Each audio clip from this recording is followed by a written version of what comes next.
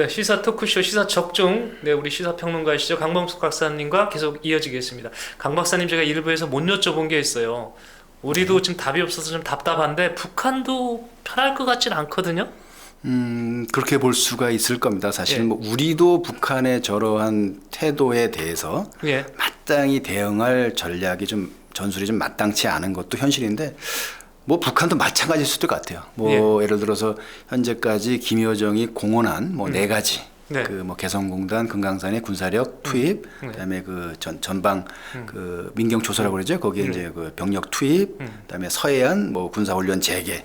이건 사실은 이제 공언했기 때문에 네. 안 할 수는 없을 거예요. 예, 예. 하지만 근데 네 가지를 자세히 보면은 우리하고 직접적인 물리적으로 접점이 안 생겨요. 아. 다 자기네 땅에. 예를 들어서 굳이 한다면은 뭐 서해안 그 군사 활동 정도인데 해안포를 쏴서 예를 들어서 NLL을 넘기는 일이 발생되지 않으면 네.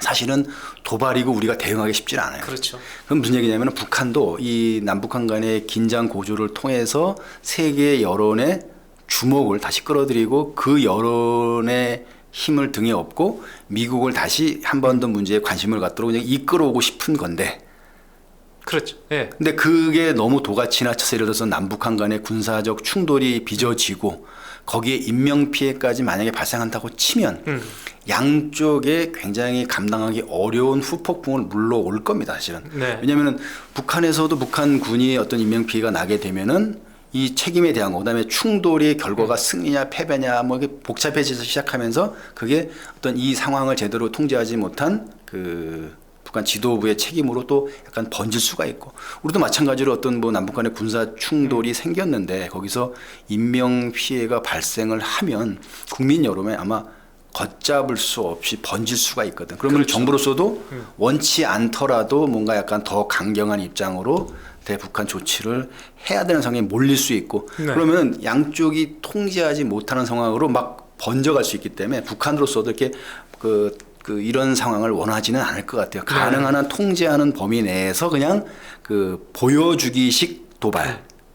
그다음에 약간 그 소리만 시끄러운 심리적 차원의 도발. 네. 그리고 세계 여론의 주목을 높일 수 있는 수준의 도발에 좀 집중하지 않겠나. 뭐 최악의 경우가 뭐 상정 안 되는 건 아닙니다만은 아마 북한으로서도 그거는 좀 피하고 싶을 거다. 그런 점에서는 우리도 마찬가지고 북한도 그렇고 현재 상황에서는 별다른 뾰족한 대책이 없다. 다음 카드, 그 다음 카드가 마땅치 않을 거예요. 아마 정부도 그거를 아마 염두에 두고 이렇게 계속해서 현재 같은 태도를 취하는 거 아닌가 이렇게 보고 있습니다. 알겠습니다. 그쪽도 마찬가지로 네. 출구 전략을 고민 중일 겁니다. 네.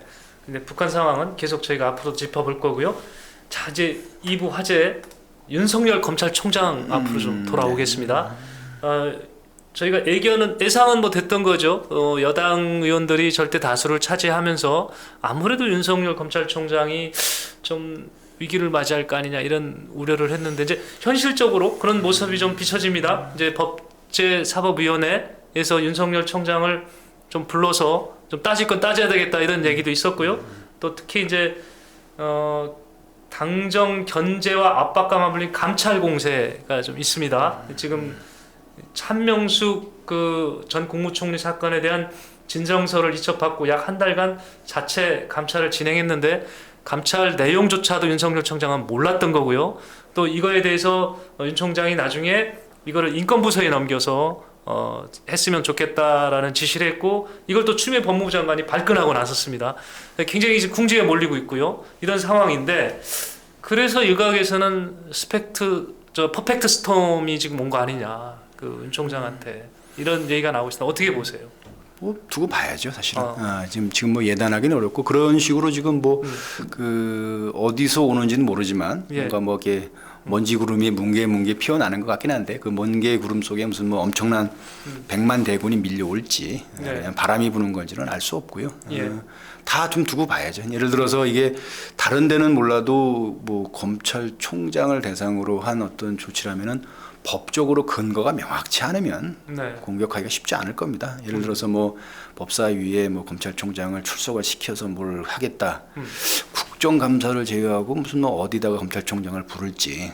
사실은 보면은 청와대 민정수석도 검찰 출석에 대해서는 그렇게 뭐 엄격하지는 않아요. 그래서 뭐 민정수석들은 대체로 뭐 이런저런 이유를 대고 출석을 안 한 경우도 많았고 민정수석의 출석 자체가 그 여야 간의 쟁점이 되기도 했기 때문에 예. 사실은 검찰총장을 뭐 국회에서 막 불러다가 뭐 이렇게 따지고 뭐 하는 경우가 흔치는 않았거든요. 거의 네. 없었던 걸로 알고 있습니다. 그러면 이제 무슨 명목으로 예. 어떤 식으로 하려고 하는지 뭐 이런 게 과연 그러면은 득이 될지 실이 될지는 잘 생각해서 할 거고 그에 대한 법리 논쟁은 또 좀 어떻게 진행될지 좀 볼 필요가 있고요. 그러다 보니까 이제 어제 같으면 이제 그 오히려 여당 의원이 그 추미애 법무부 장관을 상대로 그 뭐 검찰 개혁에 대한 의지가 좀 약해진 거 아니냐 이런 식으로 오히려 질책하는 듯한 이게 무슨 얘기냐면은 이제 그 국회가 직접 나설 수도 있지만 그 법무부 장관을 통해서 좀 더 강하게 예.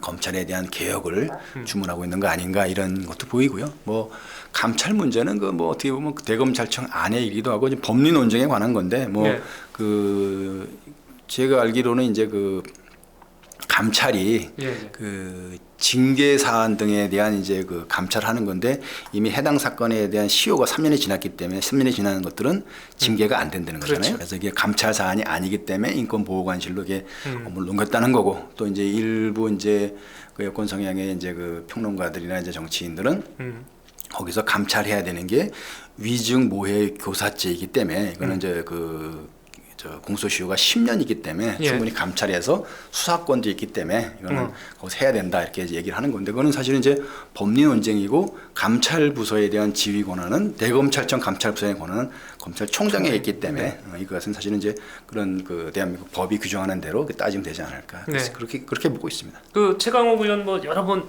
오래됐지만은 그 공수처 1호 얘기를 맨날 얘기했습니다. 그 윤석열 총장을 올려야 되는 거 아니냐 얘기를 했는데 이 부분도 실현 가능성은 없다고 보시는 거죠?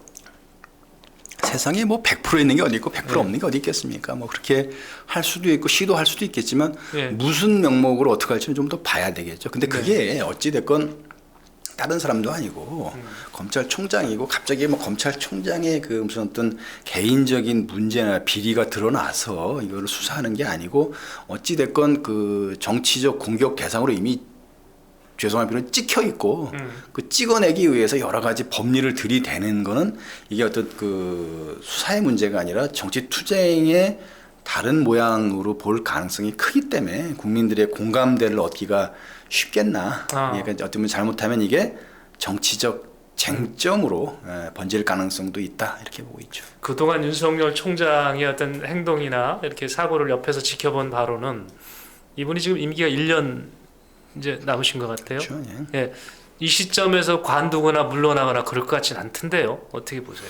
그건 뭐 모르죠. 사실은 그거는 좀 더 두고 봐야죠. 또 본인 의지하고 또 객관적인 상황하고 또 이렇게 좀 맞물려 있는 문제이기 때문에 근데 이제 어떤 압박에 밀려서 사표를 낼 가능성은 없다라고 이제 보는 시각들이 많은 건 사실이죠. 이제 어떻게 될지는 사실 은 뭐 그 정말로 이게 생물이기 때문에 어떻게 번질지는 잘 모르겠어요. 그리고 뭐 이제 뭐 본인이 의도와 상관없이 이제 그 주변 정치권에서 정치적 미래와 연결시켜서 또 이렇게 막 이렇게 회자되는 경우도 있는데 뭐 그런저런 것들이 다 포함돼서 좀 복잡하게 전개되지 않겠나 싶습니다.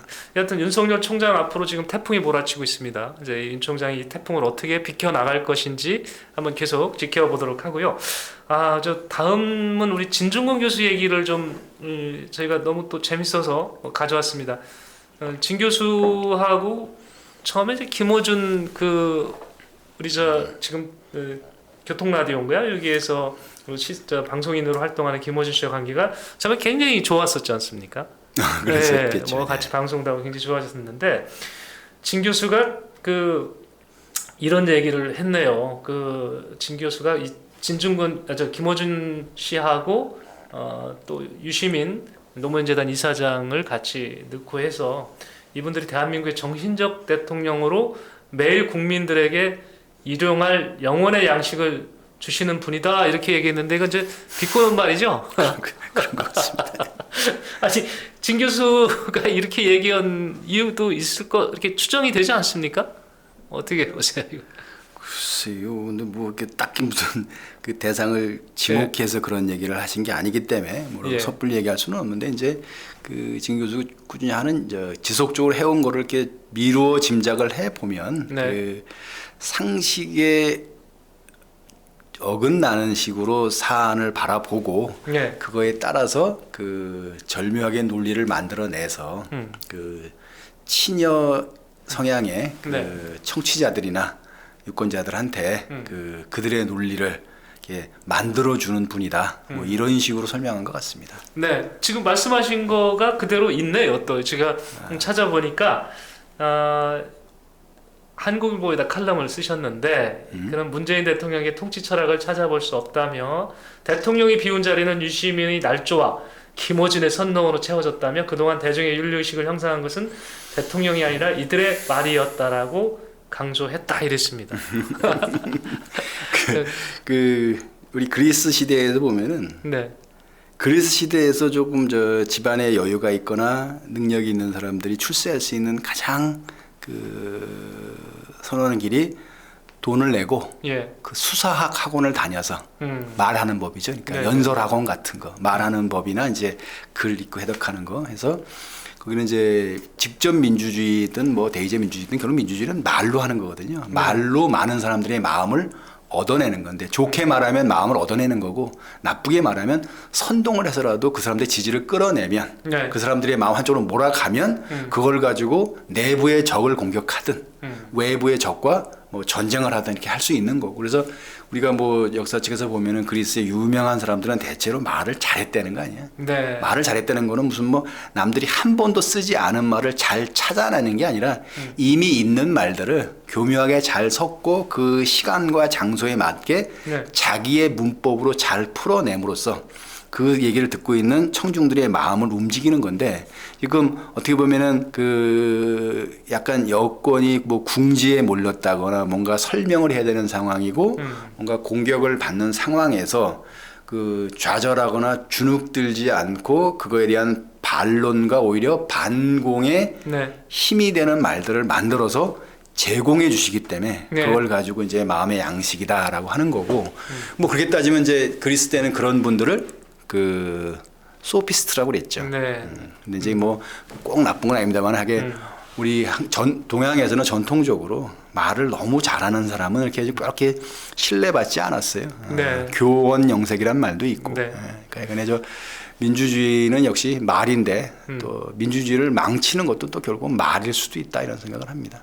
좀 진중권 교수의 그 중간중간 이런 지적들이 오만과 독선으로부터 본인을 막을 수 있는 그런 계기가 될 수 있다라고 보기 때문에 제가 자주 좀 이렇게 말씀을 좀 인용해 옵니다. 근데 어느 저기서 딱히 우리가 평가를 하면은 또 네. 그것도 오해를 할 수 있으니까 그러니까, 그냥 두 분이 그런 얘기를 하시는 거를 그냥 네. 바라보건대 그렇게 해석이 되더라 정도로 하시면 좋을 것 같습니다. 그래서 이제 김어준 씨나 유시민 그 이사장께서 요거에 대해서 반론이 있다면 저희가 다음에 찾아서 실어드리겠습니다. 또 네. 소개를 해야 되는 게 맞을 것 같고요.